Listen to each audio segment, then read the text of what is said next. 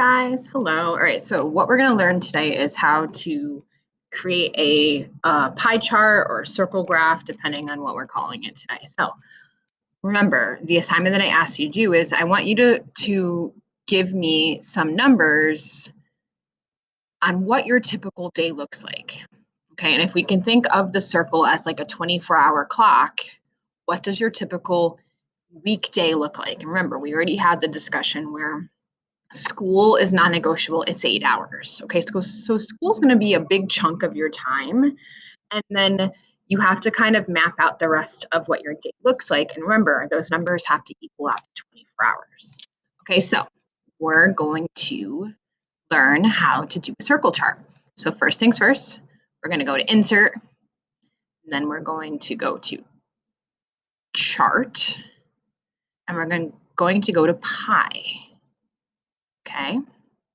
It's then going to insert the pie chart into your document. Now, we're going to scroll up. I'm going to move this over. Now, if you click on the actual image, in the top right corner, there's some options, okay? And it has a linked chart option, and then there's like this little arrow that's like pointing down. You click on that. If you go to open source, Google Sheets is going to pop up. Okay, and now that Google Sheets has popped up, this is where we're going to be plugging in our information. Okay, so it has, the chart currently has team 1, 2, 3, 4, and then the numbers. Okay, we're going to change that, and we're going to change team 1, and we're going to put in school. Okay, and we know school is going to be 8 hours. Okay, and then say your next thing that you do is sleep. Okay, maybe sleep is 7 hours. And now while we're doing that, if I scroll down slowly, you can see that school and sleep have already been charted out on your pie chart.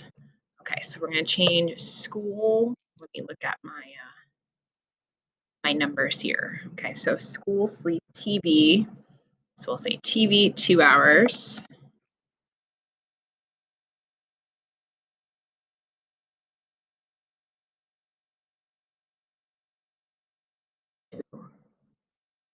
Hang out 2 hours. If we look, we have 15 and 4. So we have 19 hours already mapped out, meaning we still have 5 hours that are unaccounted for. Okay, so we need to still continue kind of finding our numbers. Okay, so maybe I spend 2 hours on social media. And social media can be anything from scrolling on TikTok to, texting your friends. Okay, so now we're looking for 3 hours. Oops, should not have moved that. Okay. Let's see. What else do I have on my chart? Family time. Okay.